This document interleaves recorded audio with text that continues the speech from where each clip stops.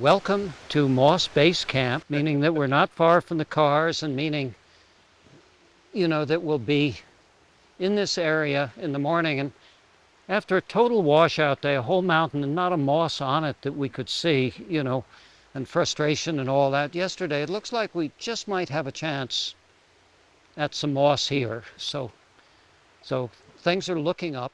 Today we go back to the beginning. We in fact have an approach. The the people that do body movement, that do the roots of thinking, talk about beginner's mind, and they talk about that as something that you have to constantly reacquire. And so we will be doing that. Um, and there is a method to what we do, and the method simply can be summed up by saying that the mosses are, number one, very small plants. The biggest of them, the individual growing parts, put them 5 centimeters that way, but you have to multiply that by 1,000 or more to get to the height of the tree they're going in. So once you become of a different scale, your world changes dramatically. Um, things that if you were larger would be competitors become your home. Uh, the large forces, the large movements of air and water don't reach in to many of the small places or surfaces where mosses live. The physics of things changes around you. Drag is very important. Lift is much less important. Eddies are very important. Momentum is less important. I'm thinking like a physicist. The point is, it's a different world. It is in some places a poor world, and in other places a surprising rich world. So up on Whiteface yesterday, um, because it's wet up in the top, and Whiteface, is not a good mountain for alpine plants because the alpine zone is small, and frankly, they've built, sort of a castle and an elevator and stairs over a lot of it. But so that if we were looking for the diversity of alpine plants, and, if we were used to the Alpine Garden on Mount Washington, the heads of Tuckerman's Ravine and the Great Gulf and so on, uh, the west side of Katahdin, we would find alpine diversity, vascular plant, very low. But our total list for the day, where we were nonetheless between boreal forest, Krumholtz, and open, was, I think we were probably over 30 when we get them all totaled up. And we didn't do a lot of the common boreal forest things because they're common. Who wants to write those down? Which is to say that the moss diversity was much higher than the vascular plant diversity. This is not a particularly good place for vascular plants because it is cold northern forest. And cold northern forest, some of my favorite habitat in the world, but is not rich in vascular plants unless you have actual limey rocks outcropping and crumbling. So, we can find some rich forest along the Hudson River Gorge. We can find it in Newcomb, places where the Precambrian marble outcrops. It's also a poor place for vascular plants because it's quite dark. And it's dark first because of the trees, obviously, but because those things. And Dominic, do you and your cohorts preferably speak of cliffs, walls, ledges? How do you refer to one of those things as you're walking up to it with a half ton of gear? Kind of broken and smaller. The cliff is larger. And a wall? The wall is very vertical and large, continuous, not broken. Yeah. Mm-hmm. Light in the forest floor comes from the sky and the sun. Skylight comes from all directions. Sunlight in the northern hemisphere. Even on our brightest days, most of the hours of the day when there is sun, it is coming from low angles. The cliffs can cut the light down on average to just 50% of what the light on the forest floor would be, or more, if the cliffs weren't there. So it is dark, and the plants do well with that, but there are a whole lot of plants that like sunny openings. Many of us were on Bouquet Mountain, one of the Champlain Hills, and those are rocky, dry, same rock in orthosite, rocky, dry oak forests, but they're filled with glades, openings, bare ledge tops, piles of open talus, and so on. And same rock, much drier situation, and the vascular plant diversity was extremely, extremely high. The moss diversity was there, but low. The mosses were all huddled in little seepage cracks under the rocks. That was the only place they would go, or out on some bare, crumbly rocks. The vascular plants were all over, and a half or two-thirds of them were calcium indicators. The same rock, different microclimate here, and stuff that I can write conjectural stories about but not prove. Wet and difference is the difference between night and day. Here there are, just looking around, really no strong or almost calcium indicators at all. In the vascular plants here, there are in the mosses, they're all huddled in the cracks or below the cracks, and most of the mosses are not. So, both places have in some ways similar physical settings. Climate and water interact very differently in them. Now, I mention all of this, as an introduction to what we're going to do today, because, Sue and I love lenses and love microscopes, and what we especially love to do, and we commend to you, talking about this over breakfast this morning, is we treat these as cameras, and when we see something particularly interesting, and for those of you that have not used lenses much, when you really have to see something, you're holding whatever you're looking at in one hand, you're holding the lens in the other hand. It's a three-way brace. One braced against the nose to get the wide field, another braced, and then you can make little tiny adjustments, and then you have to remember to take your hat off because it'll be crazy dark under there. So these open us up to worlds, and we see things that we can see with nothing else with them. But that's only really a small portion of our day, looking through the lenses. There are moss people who would come and start at the bottom of that ledge there and go across it with a 10 times hand lens, and I think of Roy Perry from England, and then after 2 hours, he had moved about from me to you. He didn't miss much, but his world was very, very limited in that. We use these to see special things that we think are beautiful or like to know about it. I store those images very deliberately. I try not to use it 100 or 200 times a day. It'll just wear my eyes out. But I store those images, and then driving, sitting over dinner, writing my notebooks, especially at night, I replay those images, and I enjoy them enormously. And that's part of the discipline. The compound microscope, of course, back in the home, in the lab, and so on. I tried for a while bringing compound microscopes right out on surveyors' tripods and using them in the woods. And you learn a great deal that way, but it distracts you from your job, which is to meet the woods. So it's better done. Anyway, the moment you go to the optics or grow up close, you've lost all the context. And my job as an ecologist is to understand and write about how context leads to anticipations, leads to knowing the patterns even before one gets the lens out.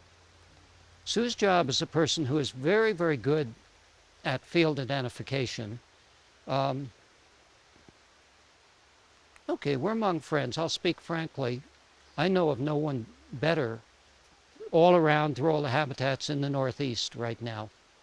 Um, Sadly, as always, our generation ascends to levels of mastery when the people who were our teachers and were even more mastery than others are no longer with us.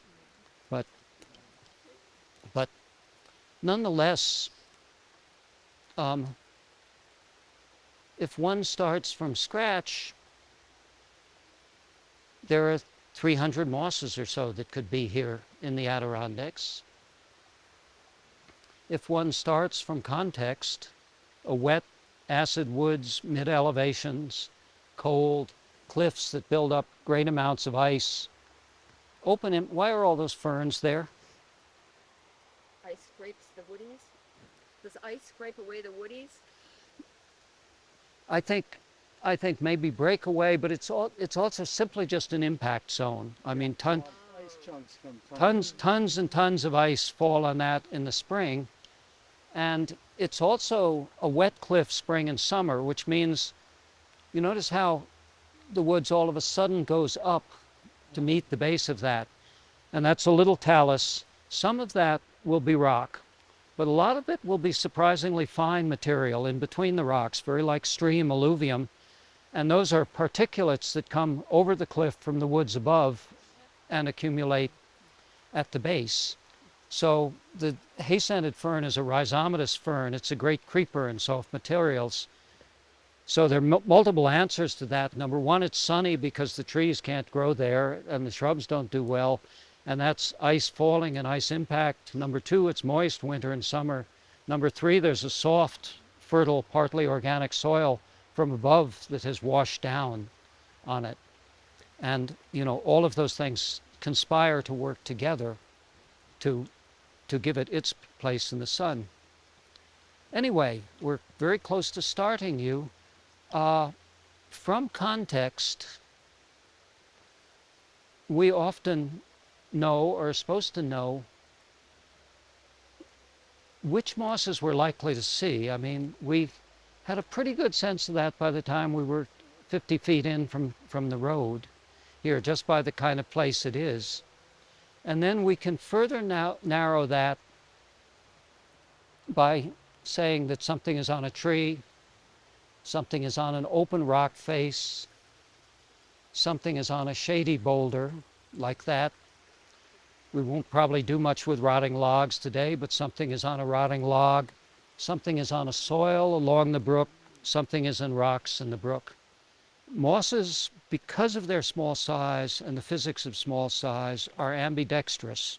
They love flow, they love seepage, they especially love the ions in it, but they are very, very good at being condensing points for dew, all those little points and feathery things, and they're very good at storing water. They don't have anything inside them, and that's another reason the deer leave them alone, is that most of everything you see is only one cell thick. So there's no interior of the leaf with nice food stored in it, the way there is in that fern. But so pretty much everything they store has to be externally stored, held by capillarity in the spaces around stems, between leaves, attached to hairs and things. So they've built a whole lifestyle. What a vascular plant or an animal says, we got to have everything inside because that's how we do it. The moss says, oh no, that's costly. Yep. We'll store stuff within the clumps. We will store stuff in between. We will bond things. They say we live in a range, the physicist's name for it, we live at a range of Reynolds numbers where capillarity is a big, big deal and gravity means very little at all. So we can be on a vertical surface and not dry out by all the water running out of us. Anyway, that's how we think about things. And the result is, out of 300 mosses, when we see a lumps on a tree, we're already from this distance thinking 4 mosses, 5 mosses, and certainly there might be others there. But, we have those things which are easy to teach. We have what every craftsman has, which is all those years of making mistakes. having done my stint, I'll put Sue in the driver's seat. We're going to pick one habitat at a time. You get to pick Well, the I place feel and the like mosses. for people that are especially and more experienced people, I would like to do like pick a spot. I don't care. Pick a boulder, pick a tree and a tree base. Pick something like that, and just for the first, you know, minutes or whatever, I want you to just like sit there. I call this slow mossing. It's like you sit there and you look and you look and you see like you try to pick out like the differences in texture of the mosses there. So you can be like, oh, I think there's one species there, but this one looks kind of different. So you try to decide like maybe how many species might be on that particular substrate without ever actually like naming that species. Often I have people draw little maps and like that's really helpful. So then you get an idea, and then what Jerry and I also often do is like, it's like doctors. You start with your eyes. You're just looking, you know, what substrate is it on? What kind of growth form does it have? You know, you do all that with your eyes before you even pick up your hand lens to like look at like details. If people start with the details, like Jerry said, you're losing the whole context of the moss, and that it won't stick with you. You know, you won't remember. Every details are precious, but every detail you learn is the price of it is other things that you haven't Exactly. noticed because you focused. You know, and I've seen a lot of very experienced moss people, like they would come to a place like this and they would just be immediately like going down or just like grabbing and putting it in their bag and taking it home and maybe 6 months later looking at it when they don't remember like where they found it, like what is the context, what else was growing with it, and, you know, so for me, that is at least as important, if not more so, than like when you get it back under the microscope. They've lost all the context of where it's growing. So when I'm looking at a rock, say, it's like, okay, I see like there's Dicranum fulvum or there's Plagiocesium, and I have a community like in my head. Now it's like, okay, there's Dicranum fulvum. If I'm someplace else, and I think, oh, I should maybe be looking for Plagiocesium, or maybe underneath the rock, like something like Niam or Physidens, because I've seen that over and over, and I've made that mental map in my head or drawn it in a book, so I know that little community. And I feel like that's super helpful in remembering the mosses. Everyone or one or two of you together, pick a boulder and, you know, first just look at it and make some notes on it, and then we'll walk around and see how well. So the first step is just looking, the second step parsing, you know, who's the same and who's different, and so on, you know, and then we'll visit you at your boulders, but then we may all gather together and visit a couple of boulders and talk about them. It, you know, it grows branchy like a pleurocarp. It's kind of stringy like an acrocarp, though, in some way. But the capsules are at the tips of little side branches. Yep. Now the real And truth, they're immersed. yeah, the real truth is that acrocarps and pleurocarps are not that structurally different. The pleurocarps are a recently evolved group that came from the acrocarps, and they also bear their capsules on little side branches that are down on the old stems. Hedwigia bears its capsules on little side branches, but not at the base, but sort of up nearer the tip. So if that isn't splitting the difference, I don't know what is. I can't. So I gotta come up with that one. this comes back to an earlier statement of yours that, you know, we've got this stuff that's a Dicranum mat, and if you want to write just Scoparium/fulvum, Yeah. nothing wrong with that. But these are invariably what I call regeneration mosaics. And that's just my fancy phrase for situations ice and snow builds up, strips off, produce bare spots. I think these crustose lichens are allopathic to mosses too, because I've seen so many places on the rocks where the Dicranum will not go into those lichen places. Well, you would expect maybe a little bit of damage below. Yeah. But you think this is regrowth of? Well, I'm going to look, but often you lose these things, and so, you can have big mosses like that, and then you can have little millimeter high regenerating areas that have been stripped by rock, by ice. So now we just got to look.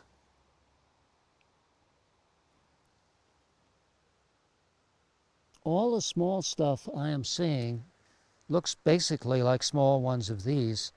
So I'm going to guess, and you could prove me wrong by finding some capsules or something, but I'm going to guess That's that. very interesting. I hadn't even thought of that. So that's really cool. So look out there. Old growth, No, younger this trees. stuff, yeah. But look there. Yeah. Old. This is a fairly undisturbed woods. Old growth trees, younger trees, regenerating maples in the understory. Old growth moth colonies, open places, regenerating. Well, Hedwigia, but regenerating things are the same in between them. So I think this is regeneration after disturbance of different ages is what you're seeing. This is a very tight surface. I'm seeing loose rock grains. There are many mechanisms of weathering. Freeze and thaw starts it all off, but the mosses and lichens with different chemicals are into weathering in a big way, and they do it by chelating action. Chela is a crab, a chelicerae, the things that grab onto things, and these are chemicals that can, Dominic will know all about them, that can bond onto some of the lattice ions in the silicate rocks and sort of pluck those ions out and cause the weakening of the rock, and then mechanical weathering proceeds faster. But anyway, the sort of null model here might be that the rock arrives here, falls down off the cliff or something like that. Who knows how long ago? It may be pretty bare when it comes. The lichen colonizes and the moss colonizes, and then this lichen isn't going to be able to overgrow the moss, but lichens have a lot of allopathic chemicals in them, acids and so on, and it may be that the moss is just simply much slower. It's certainly, it certainly seems to be colonizing them, but it may be that the mosses are just simply much slower to invade the rock when the lichen is on it. It would be dry very fast after every rainstorm. And so, regarded as an individual moss or lichen, you need some living space.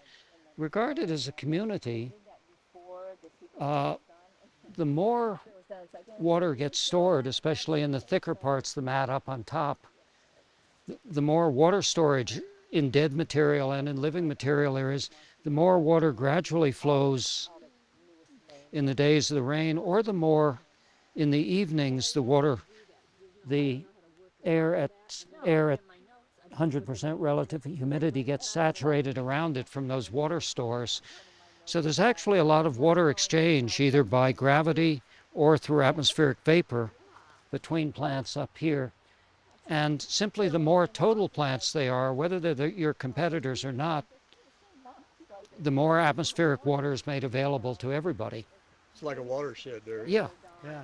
Well, and this is just filled with water tracks, and the plants take strong advantage of those water tracks. Anyway, these rocks give off no calcium signal here in terms of things that are on their surface, so that eliminates a lot of the mosses I might think about. At that point, I need more information, and I get down there. I know it's branchy. I know it's a pleurocarp. I know it makes mats. I know it's fairly shiny. So I've already guessed a brachythecium. And it has capsules. And, then I'm trying to use more and more what I call my scanning lens, or my landscape lens, which is really like flying over the mosses in a helicopter or a balloon and looking down, because I can see how many things are mixed there.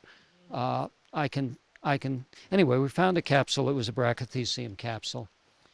There are really only two small brachytheciums that live down in the humidity pool on on the bases of trees and rocks, Velutinum and Reflexum, and I know them both, but I ran the probabilities, and I came up with Velutinum, but I wasn't totally convinced. And that doesn't bother me at all. What pleases me is that with very little effort, and I had seen the leaf shape, but I couldn't even swear that it had a costa. But I got from 300 mosses Yeah. to 2 strong probabilities. And I was just I mean, happy with I was Brachyphytes. gonna Yeah. say, even if you went down to Brachyphycium, like honestly, that is like huge.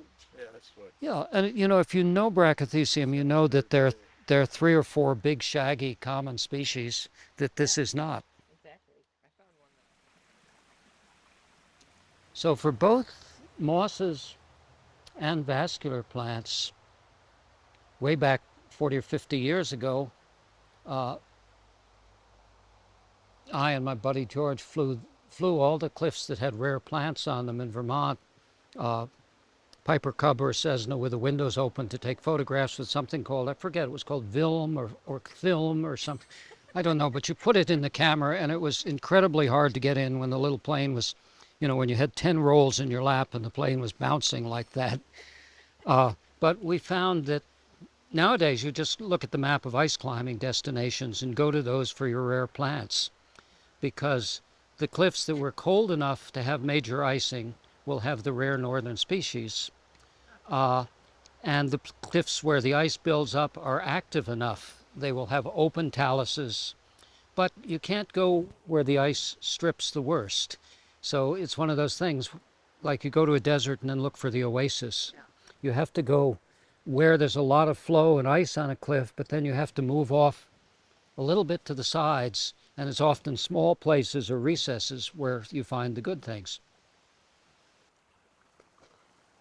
And I see no strong growth pattern, but it does almost seem to me to be creeping in lines in some places. It doesn't seem to have any strong desire to be clumped. So we've got a creeping moss with slender-tipped leaves forming thin patches that loves to be where it's wet. Yeah. And, it's very happy on a hard rock here. Oh, it's got the margins of the leaves are thicker also. Mm-hmm. They, yep. So Sue, Annie has a moss with thicker margins of her leaves, though I don't hear very well when there's ambient sound around. Do we know any mosses with thick margined leaves? Thick margin leaves? Thick, yes. Thick? So Annie, at this point, we need to guess a rock moss that grows in patches, that would like a hard rock with water flowing down it, that has slender-tipped leaves like this. And I'm going to add one more detail.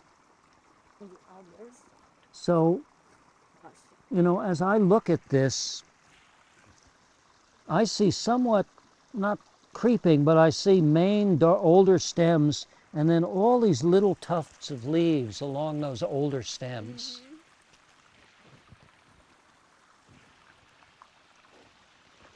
And so what would be a guess to start from? Racemytrium, number one, sometimes the hard hair tips are just not there because they're small. And sometimes they're hard to see, but number 3, Racemytrium fasciculare doesn't have hair tips. And we're at a lower elevation. We're under 2,000 here, and we were at 4,000 when we were seeing fasciculare, but I don't know how low fasciculare comes. That's on the wood. In fact, Morelia. So then the next question is, we have something here that fits Racemytrium in many ways. We don't have capsules. In this sort of surface where the plants don't get to mature, I am less expectant about finding capsules. The proof of this would have to be in the laboratory. And have you looked at a Racemytrium under the microscope? So the cell edges, the cells of Racemytrium are elongate like this, And the cellages try to do this, in a non-bothy way, but are very much like sailors draw their girlfriends, but more. In other words, the cell edges just go in and out and in and out. They're they fit into one another like puzzle pieces, and they're very sinuous. And that would say Raccometrium instantly. And then if in addition, so I'm going to guess this is Raccometrium fasciculare. It's a working guess. My level of confidence in that, maybe 50% or so. Liverworts, most of them, need continuous humidity. They don't, many of the mosses do intermittency really well, but the liverworts simply seem to like it continuous. So just stay here for a moment and I'll throw and you can catch.